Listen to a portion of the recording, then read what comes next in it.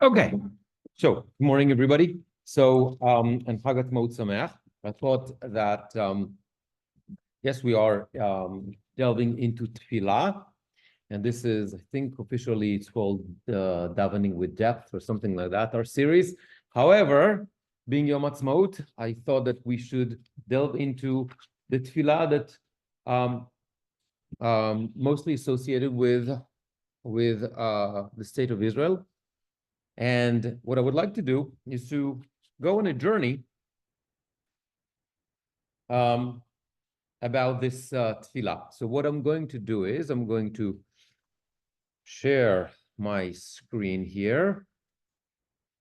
And so I think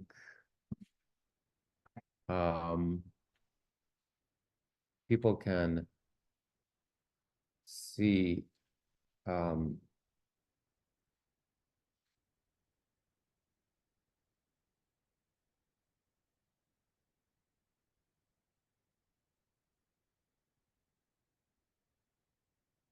should be able to see.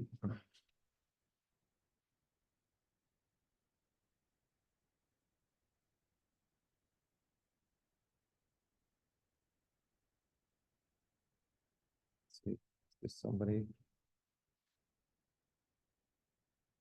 should be able to see the screen. Okay, anyone here online that can give me an indication if they can see the screen? My screen?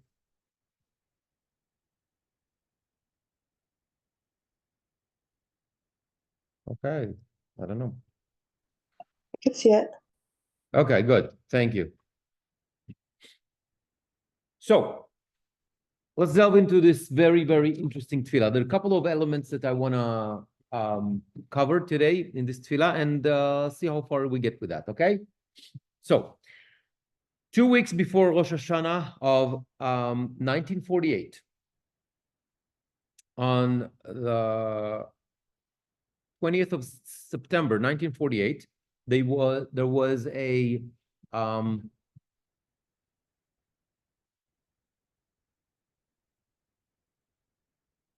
how do I go with that?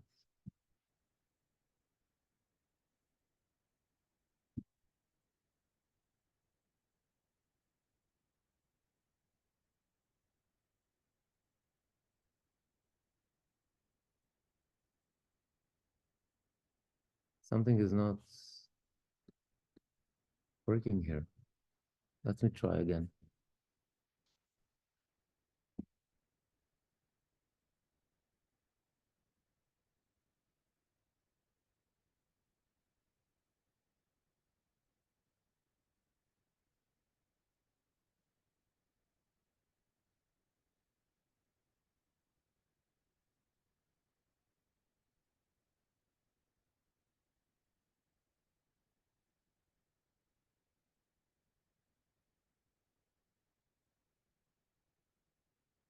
Something is not responding.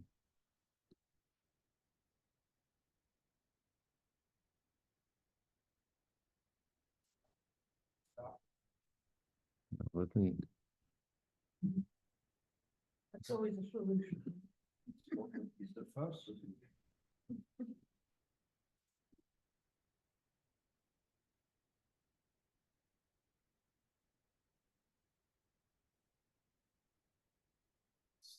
Weird. It's like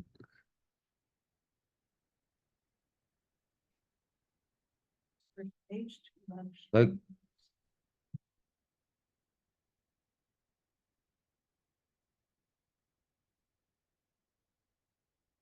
I have it here. It's like the whole thing.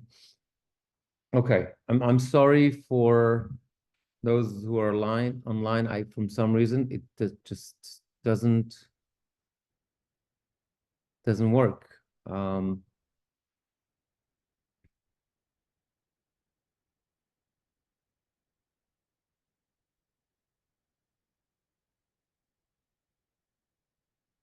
I don't know.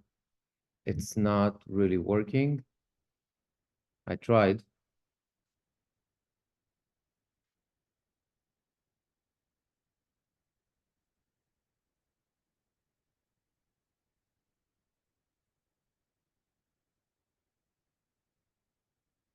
I don't know. Okay, we're gonna talk, and you gotta believe me that like all that stuff, I have the stuff in the handouts. Maybe I'll post it later on. 2 weeks before Rosh Hashanah, on 1948, September 20th, in the newspapers Haaretz and Hatzofeh, there was published a new tefillah. If you can see, this is the first page that you have in the handout.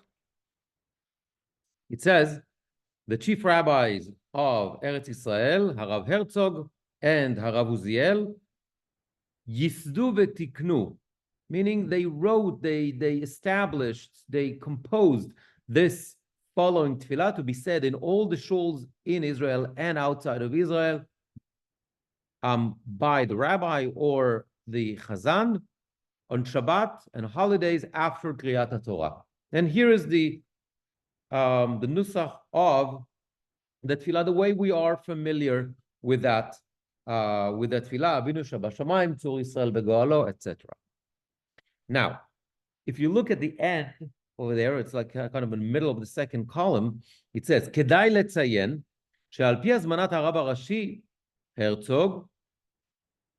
Okay, it's noteworthy that according to the invitation of Rav Herzog, was the Ashkenazi chief rabbi of Israel at the time, Hishtatef hasofer Shai Agnon afu benisuach hatfilah. Also, the writer Shai Agnon, right, the Nobel Prize winner Shai Agnon, was also invited to participate in writing this tefillah. This little thing, this sentence and a half that appeared in that paper in 1948 was a debate, a huge debate that lasted over 30 years. The question was, who wrote this tefillah? Is it the two chief rabbis of Israel? Is it Shai Agnon? Is it the three of them together? What exactly happened? Who is the author of this tefillah? So, this tefillah was published on Rosh Chodesh Elul, September 1948, but it was not the first version of that tefillah that was written for the young state. If you flip the page, we find three. I found two, but there are three versions that were written prior. The first one is Harav Reuven Katz, who was the chief rabbi of Petach Tikva. You can see that over there. And he wrote it on the night where the UN voted on the partition plan. That means on the 29th of November, 1947. That night, Rav Katz wrote the following tefillah. This is very similar to the nusach that we have today in what we call tefillah Bishlom Malchut, right? When we have the tefillah for the American government, etc. Okay, so it's based on that. It's not really, we don't see much of the elements of the tefillah L'Shlom Hamdina that we're familiar with in this particular version. As I said, this one was already written in 1947. Another version that we find, if you look at the next page, was written by Dov Sadan. Professor Dov Sadan was professor of liturgy in, I think, in Hebrew U. He wrote also on Saturday night, Motzei Shabbat, after, if you remember, Hey Be'iyar, 1948, when Ben Gurion wrote, that was a Friday. That was Friday afternoon, right? Hey Be'iyar. So, Vav Be'iyar, Motzei Shabbat, Professor Sadan wrote this particular tefillah, a day after Achazat HaMedina. And if you look at the at the text here, there's not much of the elements that we are familiar with. It's very different. It's written also in the style of kind of a tefillah / piyut, a poem that Professor Sadan wrote on that Motzei Shabbat, the day after the establishment of the State of Israel. Okay? There's another version that I don't have, was written by Rabbi Unterman, who was the chief rabbi of Tel Aviv at that time. And he wrote it on that Friday, just before Shabbat. He wrote it tefillah. I couldn't find that version. Okay. Now, back to our story. So in September 1948, we see that nusach of the tefillah from the Iton Haaretz and Hatzofeh, from the newspaper. And this is why the whole confusion about Chai Agnon, yes, no, what's going on? In, what is this, 35 plus 48, so 41 years ago, David Tomer, Dr. David Tomer, I think he was from Tel Aviv University, a historian. He writes in Ma'ariv, in the newspaper Ma'ariv, he writes he writes that he thinks that, and he proves it, that Chai Agnon is the one that wrote the tefillah. The Chai Agnon is the author of Tefillah L'Shlom Amdina. What was the basis for his theory? He had a photocopy. He found a photocopy of Agnon's handwriting of the Tefillah L'Shlom Amdina. He found it in the archives of the National Museum, and for him, it makes a perfect sense. I find a handwritten version of the tefillah from that time in September 48, and therefore it must be that he wrote it, and then the rabbis gave their approval for it. Okay? That was the proof. However, fast forward for 30 years, 1998, or something like that. I don't know, 30 years, whatever. In 1998, another guy that, Yoel Rappel, that actually wrote a book about all that stuff, and that was his PhD. I think he did that in Boston University. Came across he had a meeting where Rav Shmuel HaKohen Avidor. Rav Shmuel HaKohen Avidor, very notable rabbi in Israel, also part of the Rabbanut HaRashit. He already passed away. In the meantime, to make a long story short, Rav Avidor present to Yoel Rappel an envelope, turn the page. It's not the greatest, unfortunately, the quality is not the greatest. But you see the envelope? It says, Tfilat HaMedina, right, the prayer for the state, כפי שהעתיקה ותיקנה מר עגנון בכתב ידו. Agnon copied, according the way Agnon copied, and it sounds authored it kind of in his handwriting. Okay, now inside that envelope there was, and actually you go back to the previous page, this is Agnon's handwriting. This is the original handwriting of the tefillah, written in the handwriting of Agnon. Now the question is, who did Agnon copy it from? Where did he copy it from? So fast forward in the archives, turn the page, you find the tefillah in the handwriting of Harav Herzog, the chief rabbi of Israel. That is in the Chal Shlomo Museum today. And you see that tefillah written by hand by Harav Herzog. Now the question becomes, who was the first? Who wrote and who copied from whom? Right? Okay. But for that, we find a letter written in 1958.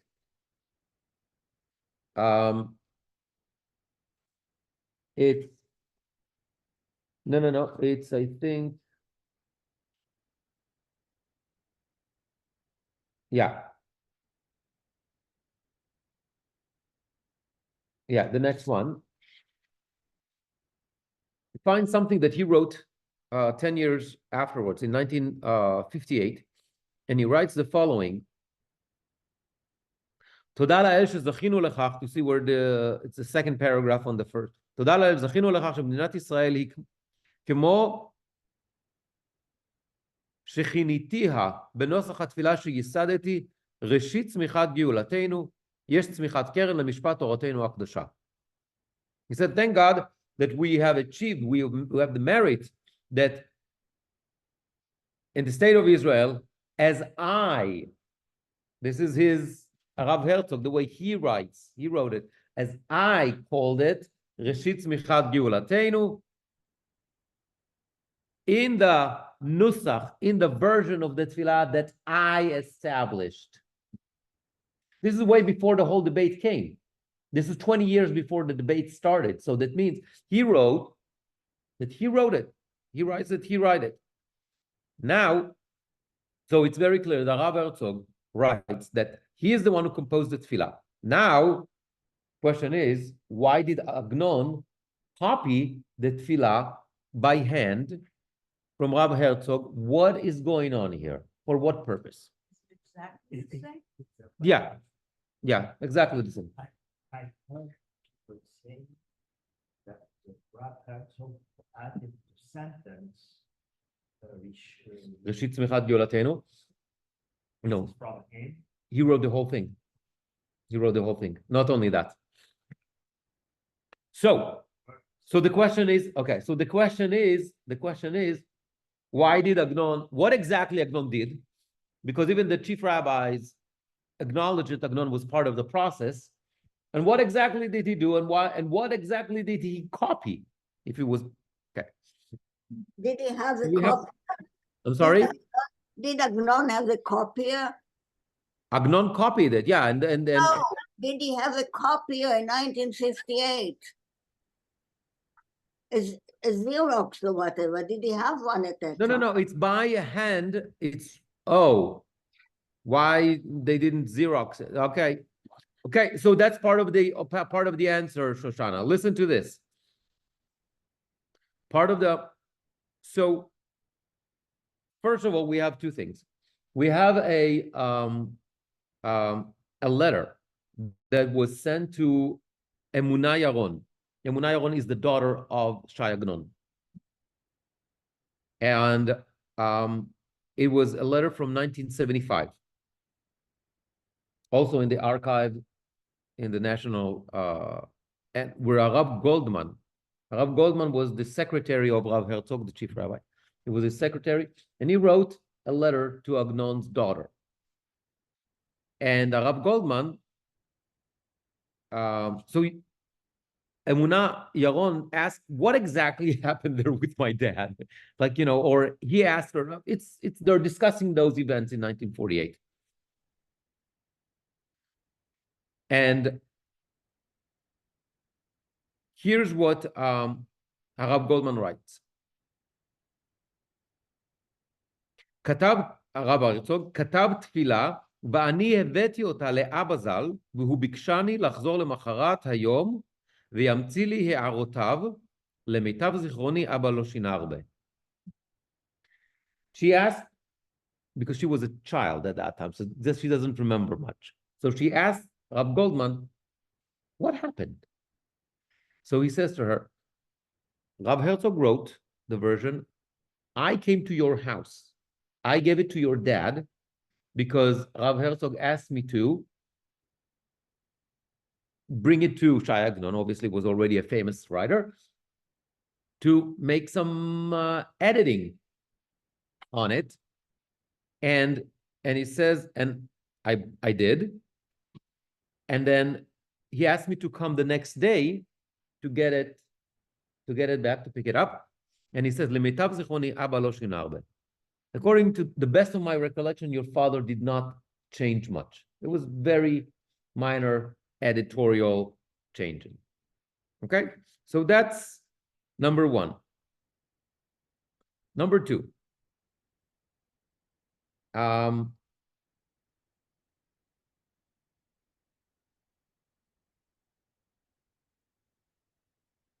Why did Agnon copied by hand that tefillah if indeed it required nothing? Or what is going on? What was his changes after he corrected, copied, whatever, the version from Rav Herzog? And here's a fascinating thing. Agnon was a very, very frum person, did that because of halacha. In halacha, there's what we call isur mechika. It means if we have today, if I gave you like stuff from the with a chumash, whatever, we need to put it in shemis. You don't erase it. So if you're not going to, and he looked, this is unbelievable. He looked at the tefillah written by Rav Herzog as at the same level as if it's the Torah itself. He said, he considered it as a sacred text that he may not erase. Now, how are you going to make editorial changes if you're not going to erase? You copy. You copy and you make your own changes, and you put the changes in the new copy. And if we have the two texts, we can see the changes. Yeah, tiny stuff. Tiny stuff. We have to look at that. It's very hard from those. It's very hard. Like it's like the. It's yeah. It's like his handwriting is like. And that's a photocopy from a picture. Yeah, so it's hard. But what's interesting is that most of Agnon's changes were rejected by the rabbinate. So Rav Herzog, who wrote it, asked Agnon to make some editorial changes. He brings him with some changes. He brings it for approval by the board of the Rabbanut, and the Rabbanut says, no, we're going to go with the original version, and that's it. So this is one story about this tefillah, which I think is fascinating. Here is, by the way, the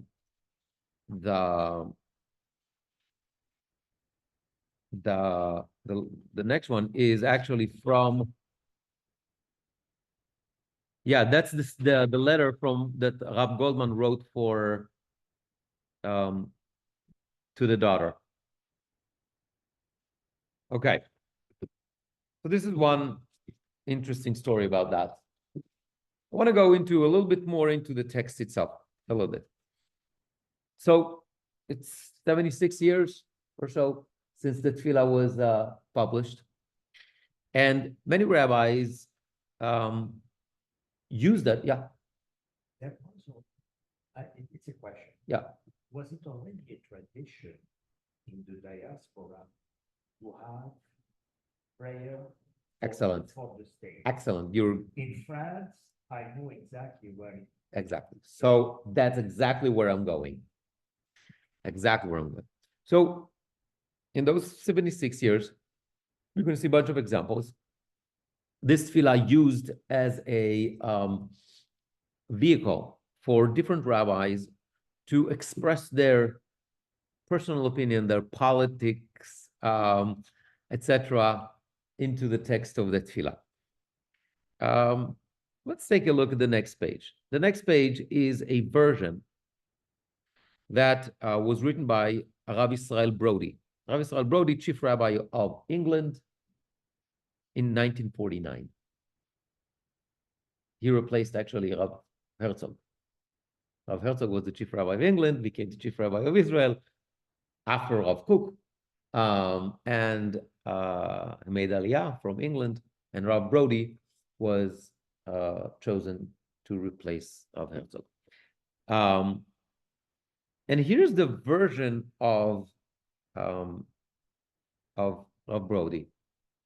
So first of all, he starts with Mishaber Havoten Avraham Yitzhak Yaakov, which is a much more traditional opening that we have for Mishaber Lecholim or Mishaber, etc. Hu yivarech et Medinat Yisrael. So it's interesting. He uses a totally different version. At the end, he put Avinu Shabashamayim. He used that term Avinu Shabashamayim that we find in the tefillah that we used, right? So he incorporate that.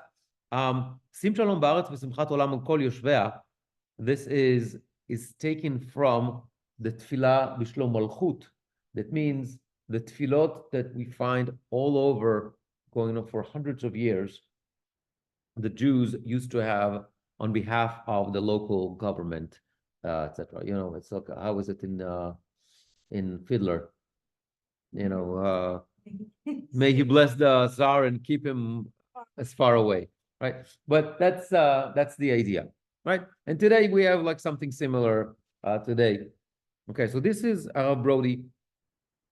And unlike the discussion in Israel where people were debating who really wrote the tefillah as a Yagnon, yes, outside of Israel, it was not really, who cares?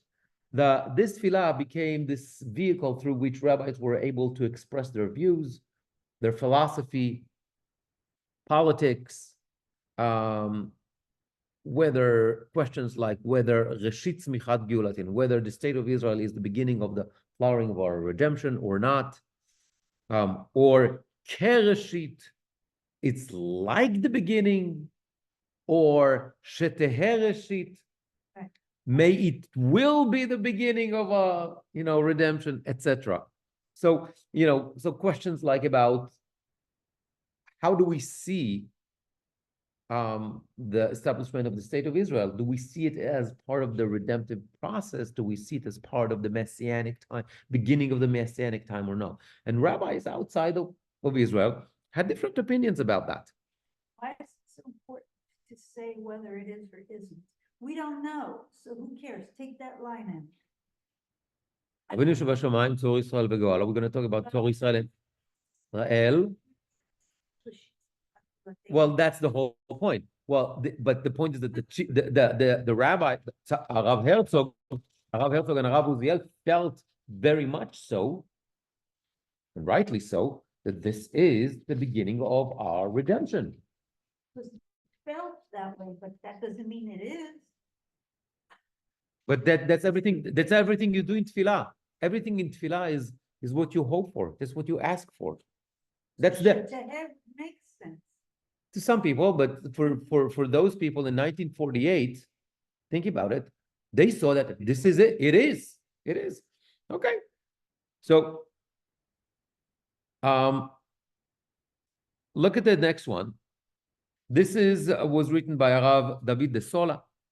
And this is what we see even in the Birnbaum Siddur, even the Birnbaum Siddur that was still in use, I think, in some congregation. I used it in Connecticut. Yeah, we still have some copies here, but Jacob was the standard Siddur before the Arts World. The Birnbaum Siddur, right? And Rav de Sola wrote this one. Avinu Shabashamayim, to incorporate that, right? The version from Rav Herzog. Azor ubarech et artzenu Artzot Habrית ba'Amerika.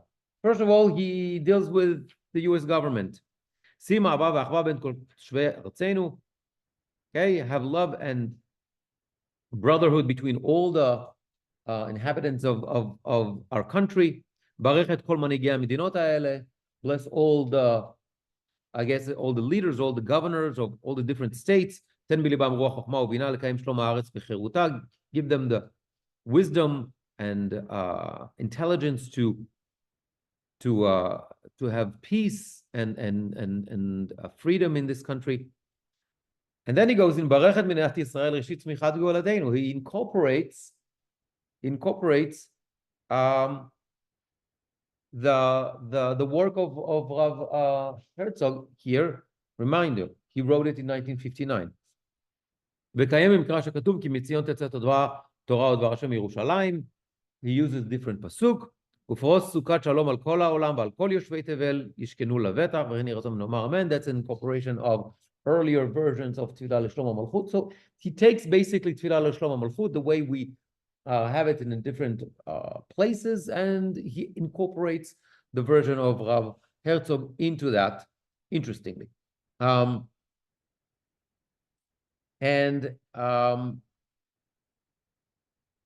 This hybrid thing that he created here between the American government and the state of Israel was in order to avoid this question of loyalty and nationalism and all that kind of stuff. It's dual. In one prayer, we're both Americans, we're both Jews, we're with Zionists, but we are Americans. There's no issue here. It's a one tefillah. It's a one tefillah. We there's no contradiction between the two. Interesting. So both Rav Brody and Rav De Sola both incorporated the version of Rav Herzog in some way. The use of Avinu Shebashamayim, Reshit Tzmichat Geuladenu, those terms. This is what basically we see in the Orthodox world. If we go outside the Orthodox world, so for example, turn the page. This is from Moetzet HaRabbanim, the Rabbis' Council in England in 1977, which is the reform, basically the reform rabbis in England. Interestingly, they ask, "Shlach orcha v'amitcha lemanagei ha'am ve'adrichem b'chokhmah u'bituna." In the second line over there, "U'bituna kedei sheyishror shalom b'chol gvulotea." Give them the wisdom so there's going to be peace in all its borders. We're talking about 1977. We're past the Yom Kippur War. It's already starting to get political, Gush Emunim, whatever, left, right, all that kind of stuff. So, okay. So we understand already like that atmosphere. Right? I don't remember much. I was barely born. But still, we understand, right, what's going on here. So that's number one. And then Ruach, I'm 1, 2, 3, fourth line. Ruach achva v'havana adadit terape kol petza v'chavura. The spirit of love and mutual respect and understanding should heal any wound.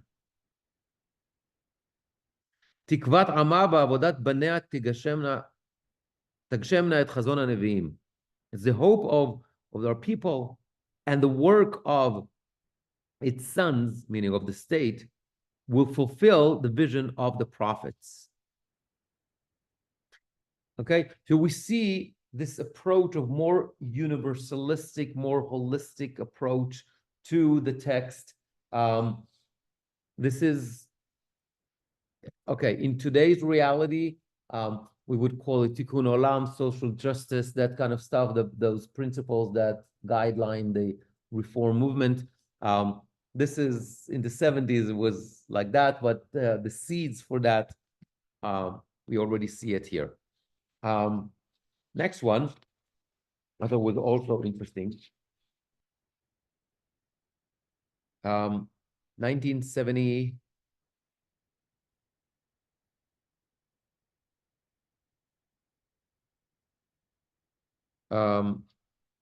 no, 1999. 1999, Professor Yirmiyahu Baranover, incredible scholar from, I think it was in Bar Ilan, also Hinfa University. Baranover is editing a new Siddur. The Siddur is called Shema Israel. And the purpose of that Siddur is, as you can see, the bottom, Russian translation. It's the Russian immigrants. It's the huge, massive aliyah from Russia after the collapse of the Soviet Union. Over 1 million Jews came from Russia. And there's a need for a new Siddur in Israel with Russian translation. This is not the translation, this is transliteration. Avinu. Correct. Avinu Sheba Shamayim. Correct. This is the transliteration. It's a transliteration. Correct. But the idea here, I didn't even look at the Cyrillic, right? Yeah, I didn't even look at there. I looked at the Hebrew. Look at what he did. Look at the third line.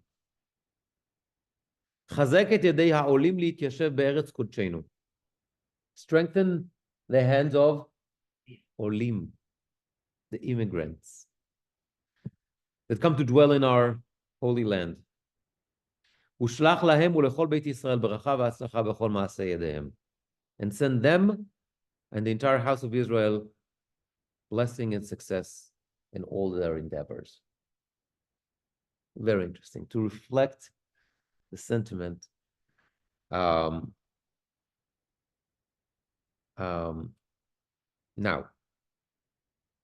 what happened to, it's also, by the way, very political. Where is Reshit Tzmichat Geulatenu? It's not there. Where is, and he adds where? He adds, for example, Lihityashev be'eretz kodshenu, to dwell in our holy land. It's also not. So, what is the message that he's trying? He's trying to tell the Russian immigrants something. This is the Holy Land. You come to, yeah. But we don't have all this messianic mumbo jumbo. You know, this is redemption, and because most of them were not. They were not religious, no? Correct. Jewish. Zionist. But you're going to talk to them about Mashiach and all that kind of stuff. Thank you very much. Bye-bye. Okay? So here's, so if you look at all the different nuschaot and all the versions of this tefillah, this is just a couple of examples. Oh, this is another one. This is also another one. Look at this. This is from Harav Israel Be'eri, the Rav of Nes Tziona, in 1971. Avinu Malkeinu. First of all, he doesn't go with Avinu Sheba Shamayim, he goes Avinu Malkeinu, which is a much more traditional. Tzur Yisrael Begoalo, he used that. We're going to talk about that in a second. Barechet Meninat Yisrael Be'eretz Kodshecha. In your holy land. Berov Chasdecha Konanta. With all your chesed you have established. Reshit Tzmichat Geulatenu. Okay, here we go. Utchila lishuat olamim, in the beginning for a everlasting salvation. Hagen ba'adea mikol tzar ve'oyev mitnaklim la. Shield her from every enemy that attacks. Ufros ale sukat shlomecha. Okay. Listen to this. It's very similar to what Rav Herzog wrote. Fine.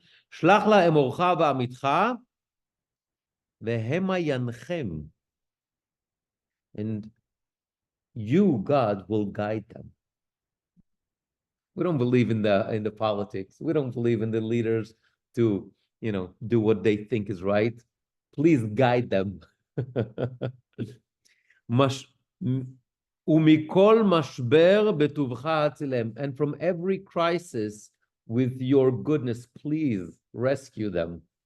Conservation of the state. I know. But it's those. Okay, then חזק את צבא ההגנה לישראל. That's fine. Listen to the last paragraph. אנא רחום, קרב יום בו תקבץ פזורינו מבין הגויים. Hasten the day in which you will gather our dispersed from among the nations. ותוליכם במהרה קוממיות לארצנו ולירושלים בית מקדשך בשמחת עולם. And bring them upright to our land and to Yerushalayim, where your holy temple should be. בשמחת עולם, with everlasting joy. החש ביאת משיח צדקך. Hasten the coming of the Mashiach. ועינינו תחזינה מלכותך, and may our eyes see your kingdom. Not democracy, not secular government, your kingdom. Whatever that means, God kingdom. Okay? Interesting. And so other people say when the Mashiach comes, correct. But if you look, and we're gonna, God willing, at some point gonna get to the Amidah, by the way, to the Amidah, the weekday Amidah. In the weekday Amidah, we see 8 blessings in a sequence that deal with all the process of redemption.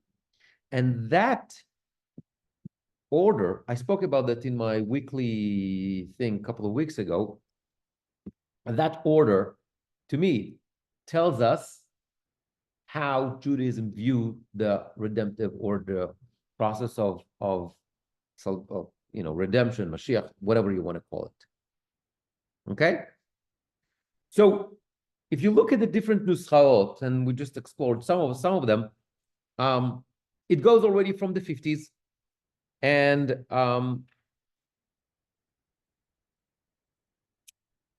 it expresses different views. To some extent, the fact that so many rabbis allow themselves to create versions and alternatives and all that kind of stuff kind of diluted the tokef, like, the status of the tefillah. Because, nobody would mess with, any part of the tefillah. Oh, that's the way, somebody change one letter, is like, oh, it's a big deal, right? It's like, oh, we have like a whole siddurs for Sfaradim and Ashkenazim and this one. It's like, oh, God forbid you change one. Here, we can change. We express. I mean, it's one of the, like, on one end, it's beautiful and it's great because it's what tefillah is supposed to be doing, to express our feelings and our narrative. On the other hand, it diluted a little bit the, kind of canonization of the tefillah, preventing it from becoming like really sacred, up there that nobody would mess with. So it's always a balance between the two. Let's continue. In Bekneset Ramban, you know the place, right by your parents' place. I think it's the next page. I'm sorry, it's not Ramban. It's the Bekneset Ramban, meaning the HaRamban, meaning in the old city.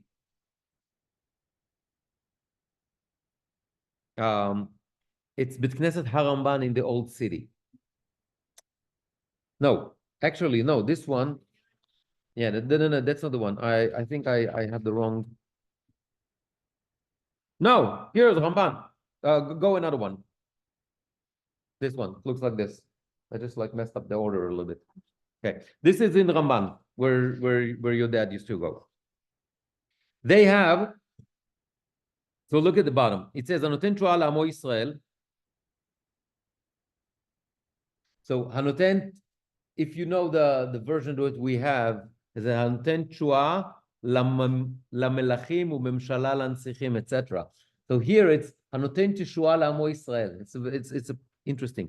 He says, תפילה למדינה שנאמרה בשבועות תש"ח, a prayer for the state that was said in Shavuot, 1948, בבית הכנסת ישורון בירושלים. In Yeshurun in Rehavia. Now, בכנסת Ramban in Katamon still holds that version. Okay? Even today. Look at the comment at the very bottom. What did they say in the comment? הערה. תפילה זו נאמרה בציבור על ידי החזן של בית הכנסת ישורון בחג השבועות התש"ח. This tefillah was recited by the Chazan in בית כנסת ישורון in Rehavia on Shavuot in 1948. עדיין אין זה הנוסח הסופי שעוד דנים עליו. Still, this is not the final version, which is still in discussion. But it was published in a magazine, and the Knesset Ramban still uses that. And interesting, they have here a couple of interesting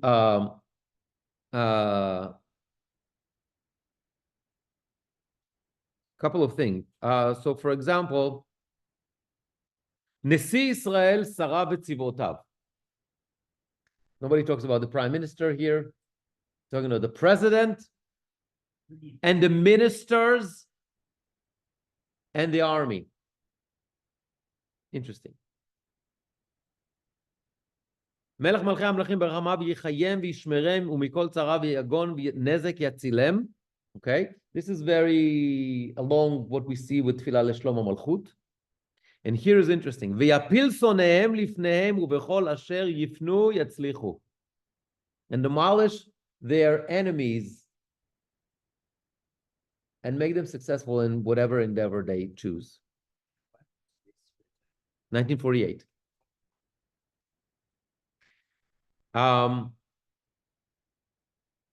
Here's the next one. I'm skipping one line. רוח דעת ויראת אדוני, לבנות את עמנו. Okay, that's with a spelling mistake. It's not עמנו. No, it's supposed to be עמנו with עין. לבנות את עמנו וארצנו בניין עדי עד. To build our nation and our land an everlasting. Yeah. Okay, that's going back to the traditional one.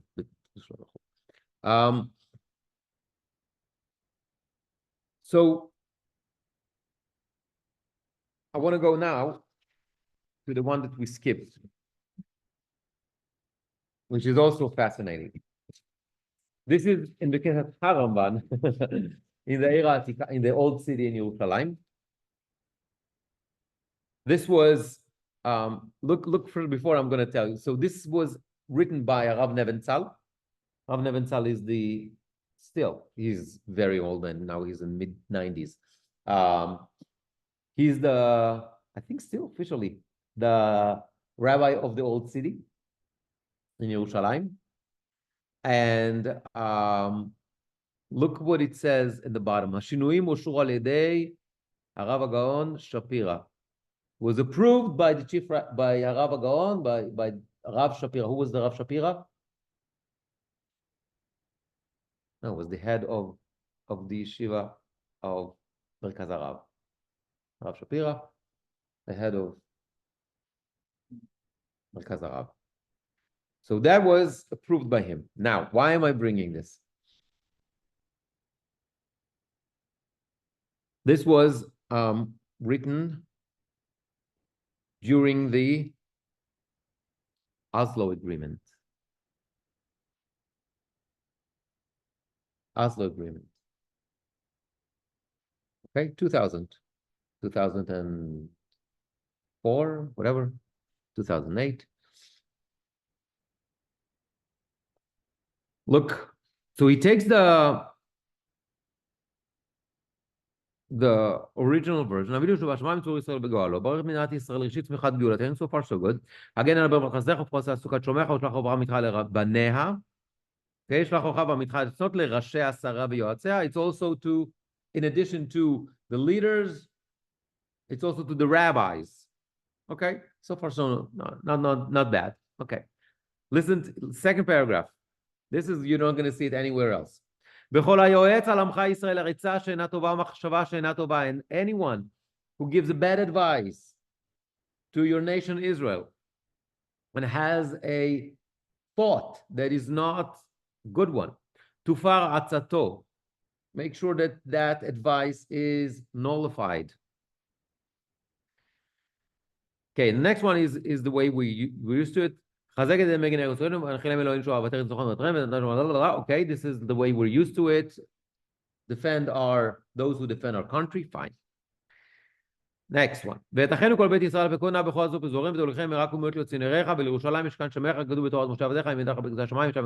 Okay, this is fine, the way we're used to it. No changes here.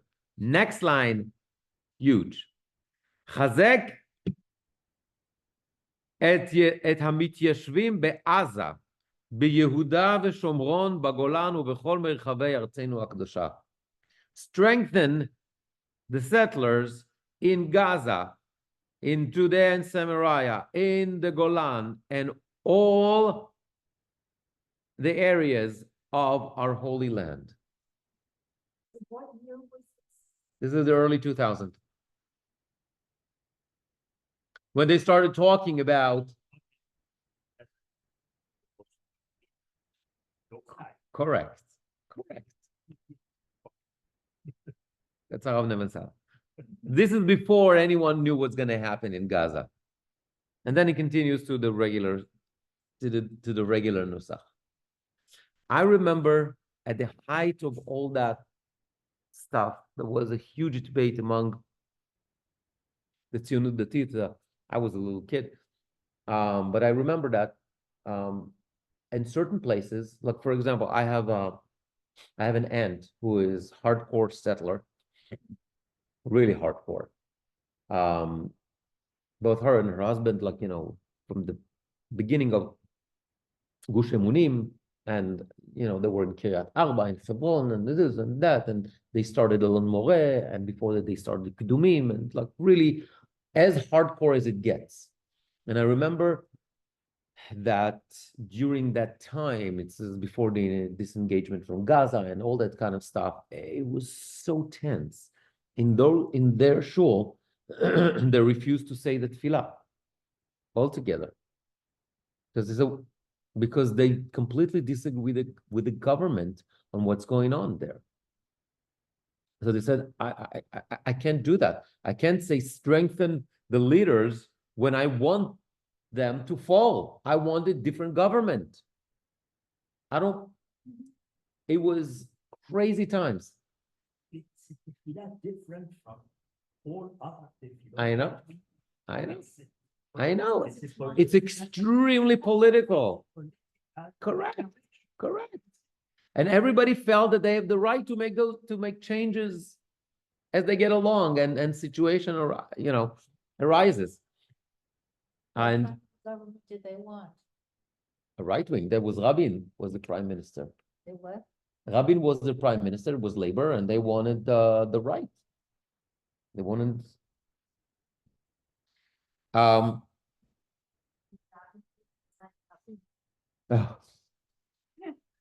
I doubt it.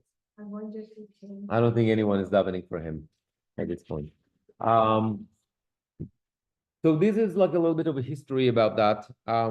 I think it's worthwhile to have another class one day about maybe next week, about looking into the text itself of the tefillah and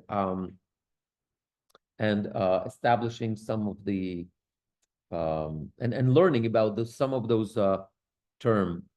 One that we say.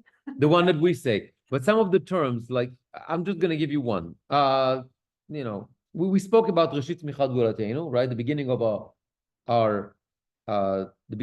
redemption, or the beginning of the flowering of our redemption, depends how you translate it. So we spoke about that. I'll give you another one, for example. Tzur Yisrael Begoalo. That term, Tzur Yisrael Begoalo.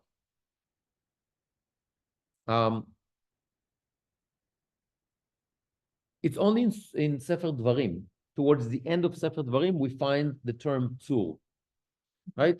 And God is called tzur. הצור תמים פועלו ככל דרכיו משפט, ואיתו שלו העושהו וינבל צור ישועתו, או צור ילדתיך תשי ותשכח אל מחולליך. 7 times, and that's the only times in Tanakh. It's the only Parashat Ha'azinu. We find 7 times the word tzur as one of the names of HaKadosh Baruch Hu. What's interesting is that the word tzur Yisrael, that combo, is what we find both in the Tefillah and the what? The declaration of state, the declaration of independence. Right?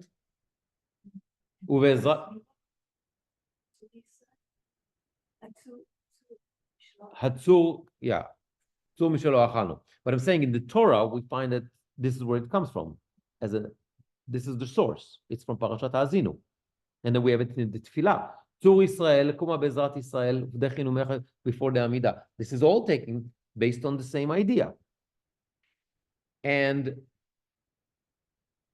But it's interesting that that term, Tzur Yisrael, we find both in the Megillat HaAtzmaut and in the Tefillah, the Shlom Amdina. So when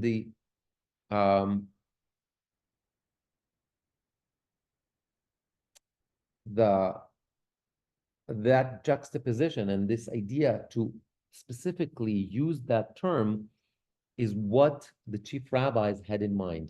It was a whole debate, big debate of what, can you put God's name and this and no, whatever, in the Megillat HaAtzmaut, in the declaration of the independence, the Israeli independence.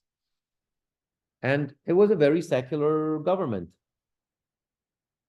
So there's a lot of little anecdotes, like for example, Professor Zerach Verhafting. Zerach Verhafting was the first minister of religion. Was a phenomenal individual. So since there was no God's name is not mentioned in the Megillah, in the Declaration of Independence, so when he signed his name, he wrote Be'ezrat Hashem, to make sure that this document will have God's name.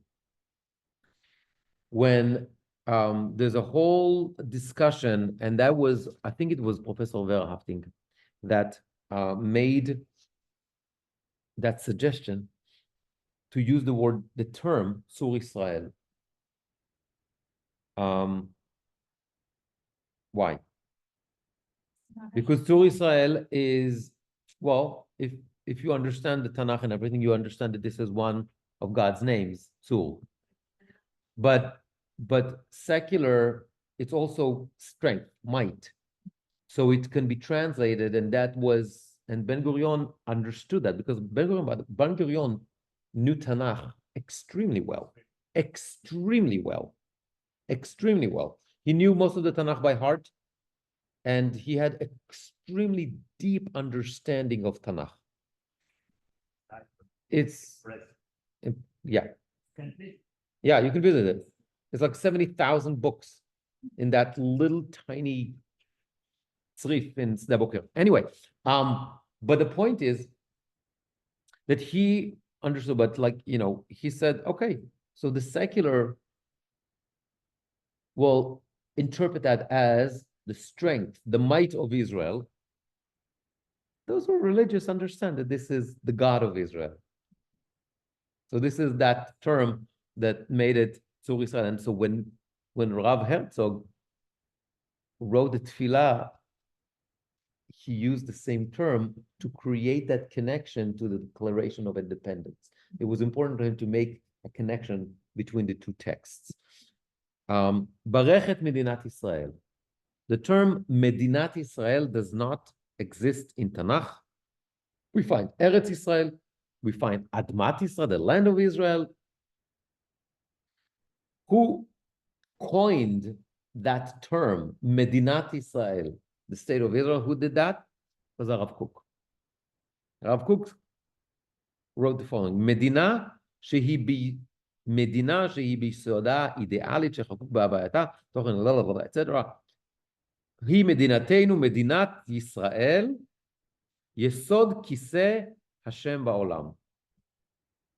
The foundation of God's throne in the world. This is how Rav Kook calls Medinat Israel. So Rav Herzog replaced Rav Kook as the chief rabbi of Israel. Rav Kook became the chief rabbi of Israel. He was from 1929 into the, I think, to 45, 6, something like that. I don't remember. When Rav Herzog became the chief rabbi. So he wanted to, as a way to respect Rav Kook. So he used that term that Rav Kook coined, Medinat Israel, in this tefillah. Reshit Tzmichat Geulateinu, we spoke about. Interesting. There's so many ideas here, but Maybe that's our problem, so we call it not Israel, not Eretz Israel. no, that's actually That sounds like it's made up, so we change what it constitutes. But they're not something essential. Also in Arabic. But Eretz says what Hashem gave us. And But that's Eretz- but- established. no, but Eretz Israel was there also under the British Mandate and the Ottomans, the Turks, etc., and the Romans and everybody. And it was always Eretz. It was Eretz Israel. There's a difference now. Once there's Jewish sovereignty in Eretz Israel, it has to have a different term. You can't continue call it only Eretz Israel. Was it called in the times of David, when we had, what was it called? It was also Eretz Yehuda. It was Yehuda. There was Israel. Today, we use also the term Medina is kind of a modern one. Right. I said, It's not. So, one interesting concept about Reshit Tzmichat Geulateinu.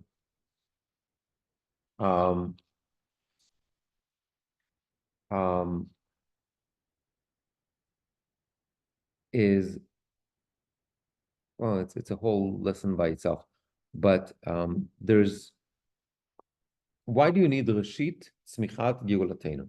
It's kind of redundant. The beginning of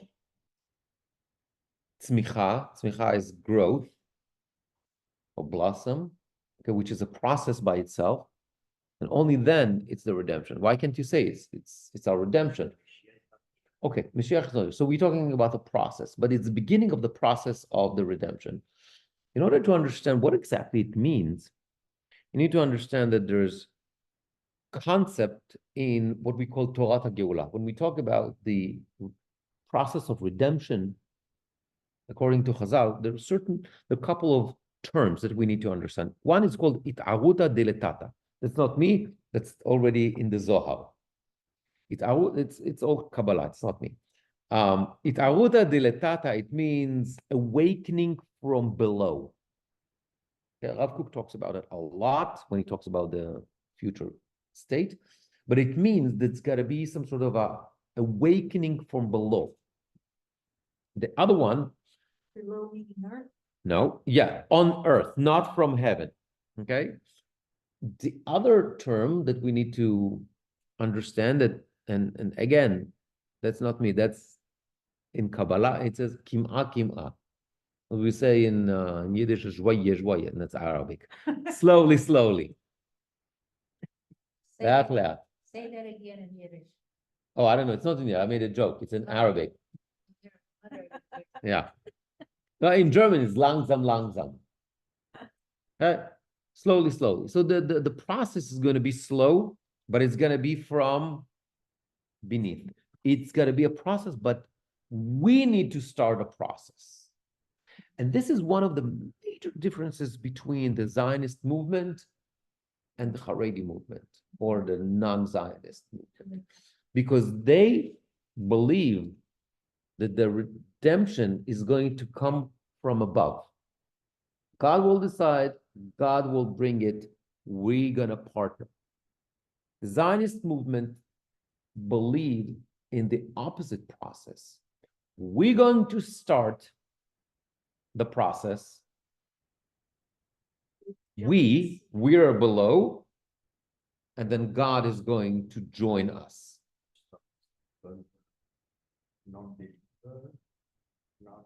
Yeah, but correct, but it really doesn't matter. Yeah, and this is what people. They believe God. No, but I'm saying this is how people in the beginning of Zionism, the beginning of the religious Zionism, this is how they interpret that. Rav Kook, Rav Moliver, the beginning of Zionism, like you had like all those people that, they said, okay, we are Zionists, but we are very religious. So how do we combine the two things? Well, what is, this is the movement. God expects us to start, God wants us to start a process, and he's going to change. It's the opposite of the Exodus from Mitzrayim. Yeah. Over there, Hashem ilachem lachem v'atem tacharish. God is going to do that. You're going to be passive. Even though many, by the way, the Midrash interprets that in a whole different way. The Midrash says that what caused the whole process of redemption from Mitzrayim, Batal shavatam el Elohim. People cried. The people started. Okay, so now we're taking another step. Crying is not enough. Jump in the sea. You need to jump in the sea. You need to be active. You need to do something. Okay, so this is, and these are like kind of like the two concepts, and then the kim'ah, the slowly. Again, that's not me. That's based on the Yerushalmi, and the Yerushalmi talks about, there's a story about Rabbi Chia, that he sees the sun rising, and he says, "Kach hi geulatan shel Yisrael, betchila kim'ah, kol ma shehi holechet hi rabba veholechet." This is going to be the same way with the redemption of Israel.